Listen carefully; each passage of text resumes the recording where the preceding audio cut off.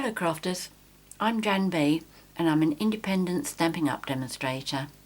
Today I'd like to show you how I made this poinsettia table decoration. I've built it around a battery operated tea light, and obviously you can't see the beauty of it in such bright light as I have here, but it really does look gorgeous. I showed this on my blog the other day. Not that particular one, that's version 2, this is version 1, but I have found that this is just too flimsy. As you can see, these are just moving too much, and these ones just keep coming out, although it looks as if I've pushed them in far enough this time, but I just wasn't happy with that at all. Plus the fact I didn't like the yellow bit. It looked like a golf ball to me, and once I got that vision in my mind I couldn't get it out. So I redid it and I've come up with this, which I am much happier with. There's so much more dimension on it, and it is a lot more solid. You know, they're not, the petals aren't moving about. I've done a lot of the preparation work in advance because you don't want to sit watching me punching out however many leaves it is that leaves and petals that I have done, but I will do one just so that I could show you the process. So to start off with, I used the Festive flower builder punch, and for the large petals I punched 24. For the smaller petals I did 12, although I don't think we'll need that many. And for the green leaves I did 4 of those as well. Now what I did was I took advantage of the fact that I wanted to, I could do these petals separately, although it would have been a lot quicker just to keep putting pieces in, but I would have finished up wasting so much, which goes very much against the grain with me. So I used so many of my scrap pieces. The only disadvantage of this is if you go too close to the edge, now I probably won't be able to do it this time. No, I haven't. If you go too close to the edge, you find that, or at least you might find that it'll go, you get bits and pieces stuck on the edge, because I think what happens is, in fact you can see it on here better, on that piece, you can see the little bits sticking out. I think what happens is, because the blade is going down on it, I think it's distorting the edge piece, so it's not getting a really good clean cut. But for this project it doesn't really matter, you can't see anything on there. So I did 24, 12 and 4, and then what I did was, using the stamp from the Reason for the Season stamp set, I used the thin vein stamp for all the petals, and I used the larger one for the leaves. So I'll just show you what I did. I used real red ink, and because these are photopolymer stamps you can see straight through them, and I just stamped down like that. Okay. My ink pad is dried out a bit. I really should have re-inked it before doing the video, but never mind, we'll manage. Once I've done that, then I score them. Now you can just fold them in half, but I find you get a much better fold like this. And what I do, using the thinner end, right, put that in there. I just followed the line down so that I know that I'm going the right direction, and then just do my score line. If it doesn't follow straight with the line of the veins, it doesn't matter,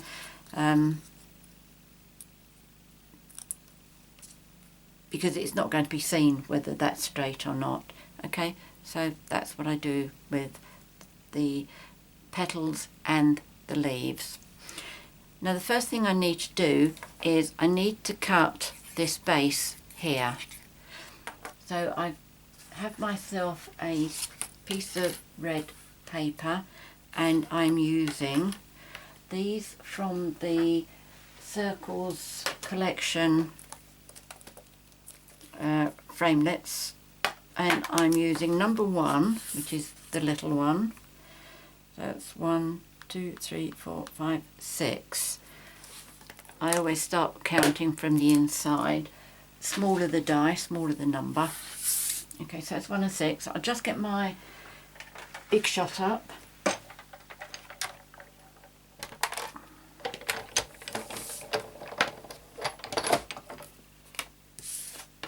I'll put my piece of paper on there. This just about fits. With these dies, because the cutting edge is right on the inside there, it doesn't matter if this comes over the edge, as long as the inside line doesn't go over the edge, then you're fine. And you might as well cut this one at the same time. With these little dies, sometimes they do jump when you put them on the plate, so what's best to do then is just to move the paper to catch up with it, and then it stays in place. The reason it does it is because in the magnetic plate, magnetic board down there, it's got lots of round magnets in it, and the smaller ones will jump towards the nearest magnet.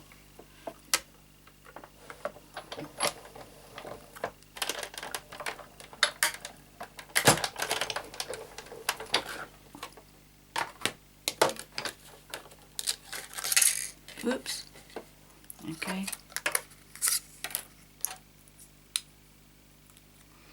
Save that bit for something later. That's too small to do anything with. And pop those there. So I'll move this out of the way.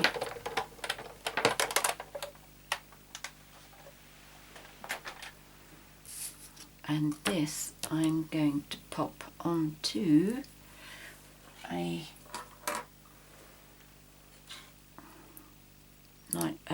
battery operated night light. Right, that's working, so that's okay. Okay, so what I do is I get my glue dots and my paper piercer, and I put 4 glue dots on the base here.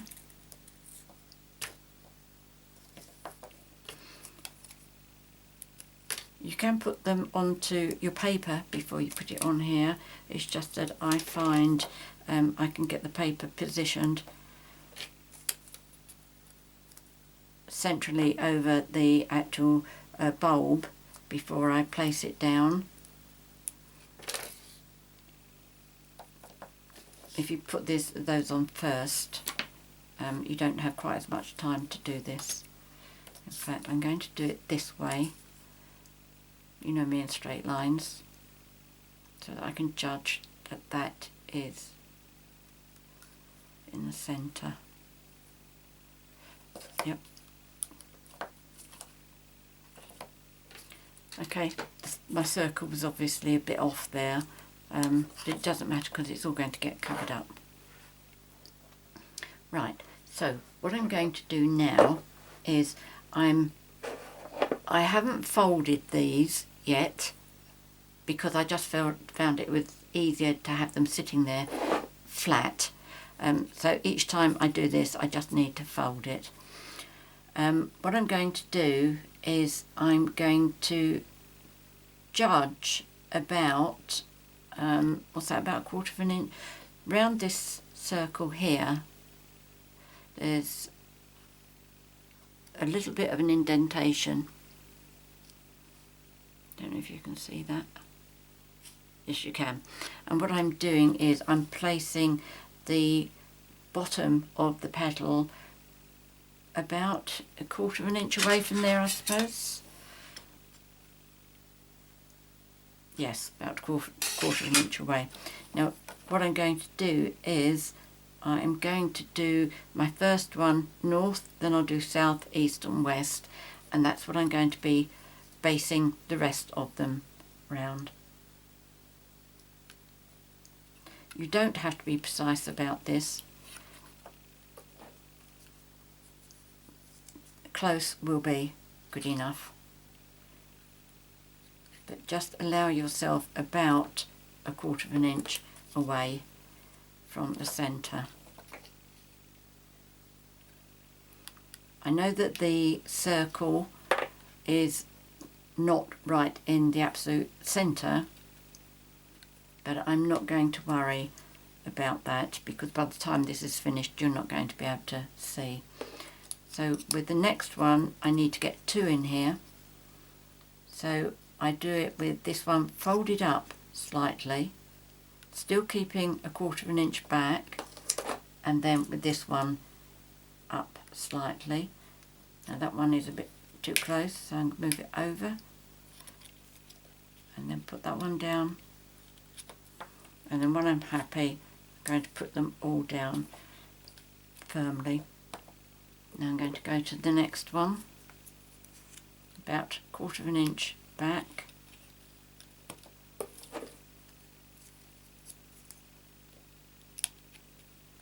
and that one, and then once you're happy push them down.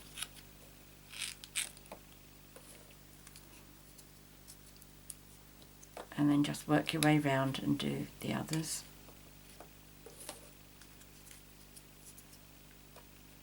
Once you've done a few of these you get more used to it and you find that you'll speed up with it.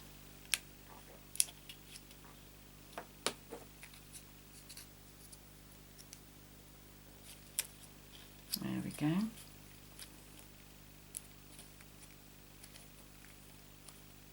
Just give them a good squash down so that you know they're fixed. Now for the second line I'm going to go in between all of these gaps here, but this time I'm just going to start in one place and work my way round, and I'm going up to the edge of that circle there. Okay, so you will need to open it up a bit to push it down, but then you can just fold it up a little bit. So up, up, push that down.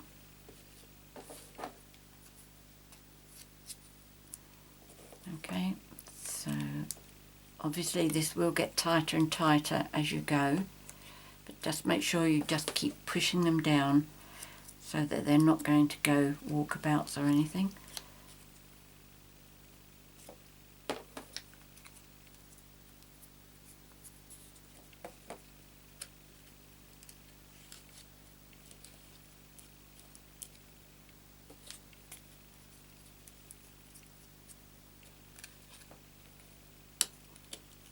I'm going to pick this up and show you so you can see how,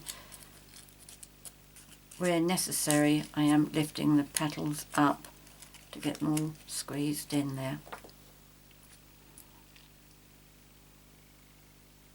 Okay. Some do push ones down, like this one's got squashed down a bit, but that's okay. You've got all the petals sticking up nicely. This part of the flower will definitely take 24 petals.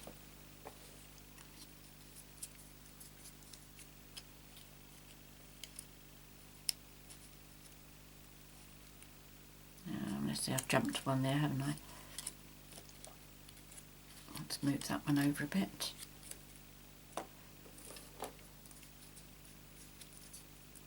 This one is just so much better than that first one that I made. The extra dimension is brilliant.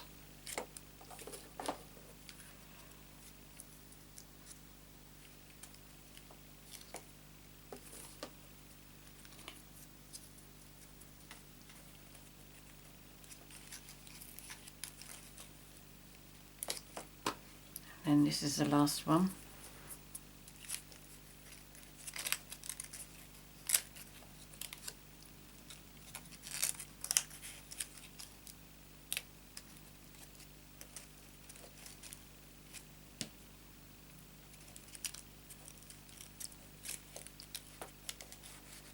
just using the end of my paper piercer to make sure that I've pushed all of these, pushed all of these petals down.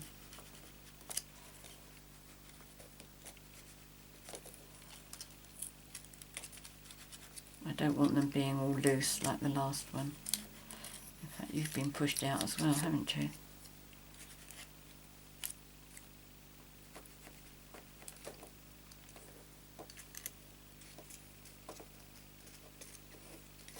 You're a bit loose as well. You can just touch them and you'll know that they're not in properly. Right, okay, that's fine. Now I'm going to do the small petals, and I'm going to go right into the bulb with these. And on this I'm just going to do my north, south, east, west, and then one in between each of them. Okay, so let's do north,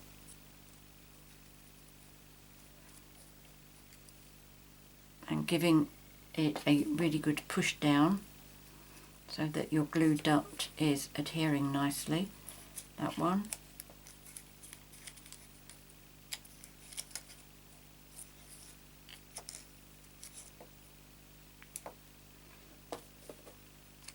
And then that's north and south. Oops, east.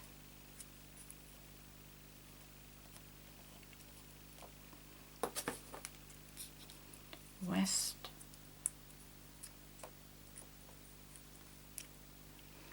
In fact, if you have trouble getting your fingers in there, I do find the end of the paper piercer really very useful for giving that extra bit of pressure. Okay, now we've just got to go to the ones in between.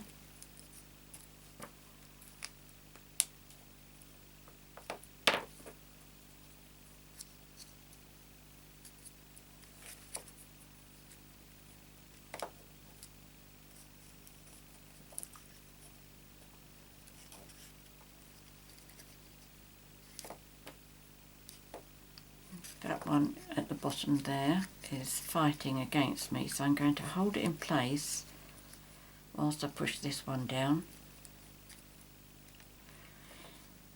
and then they should live quite happily together.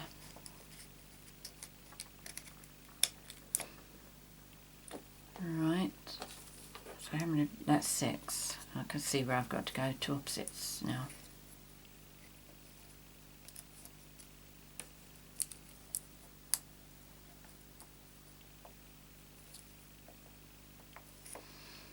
And this one.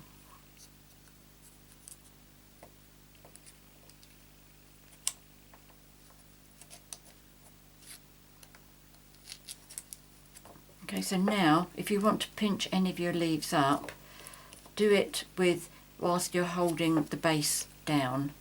That one I'm going to leave because it's too far underneath. Okay, so that's how you finish up with a really good amount of dimension. In fact, I'm quite happy with that. I'm not going to push anymore. Right, so the next thing I'm going to do is I'm taking my 3/4 inch punch, and I have some Daffodil Delight paper that I put through my Decorative Dots embossing folder, and I'm just going to punch out a 3/4 inch circle,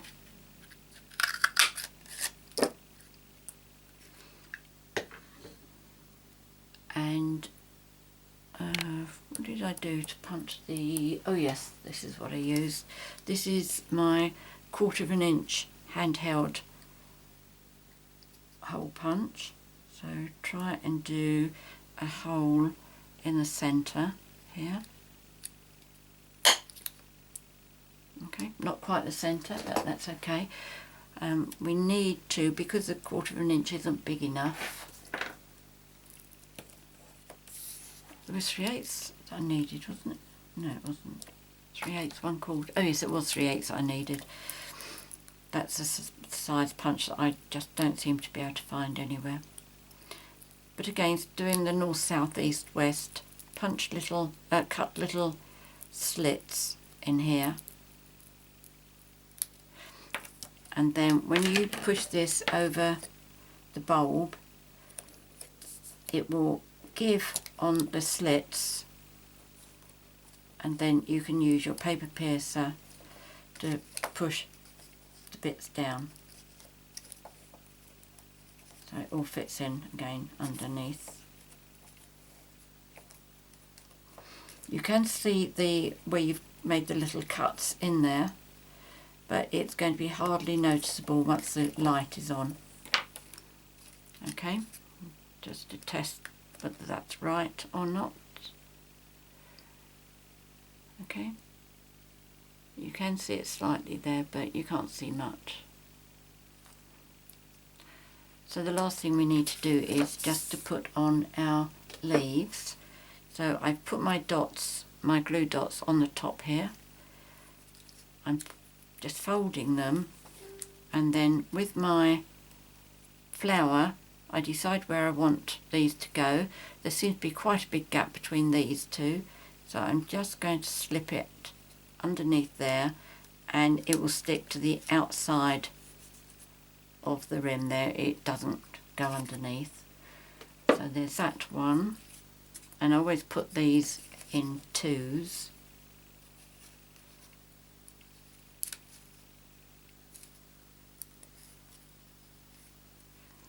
Like that. And then another two.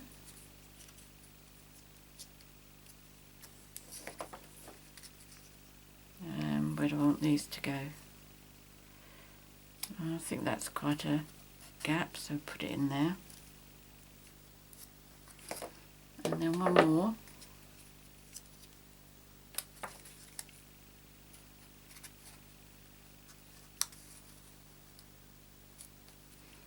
And there we have it. That's today's one, and that was the one that I'd already made. In fact, this one looks as if it's come up quite a bit higher, doesn't it? Maybe I need to go around and pinch these up a bit. Well, I'll do that after the video, but that's pretty good, isn't it? I hope you give this a try. I'm going to make one more, and I'm going to have these on my dinner table for Christmas. I was going to have the other ones that I'd made that I showed you a video before, but I think I'm going to use these, or maybe a selection. I don't know. Anyway, hope you give it a try. Many thanks for watching my video. If you have any questions, please contact me. I'm always very happy to help. If you've enjoyed my video, please subscribe to my YouTube channel by clicking on the subscribe button, which is normally at the side of your screen, or it may be underneath, depending on what you're watching the video on. If you'd like to buy any of the Stampin' Up products that I featured here, please click on the link that's showing at the bottom of the screen, and that will take you straight to my 24/7 online Stampin' Up shop. Many thanks for joining me today. Until next time, happy crafting. Cheerio.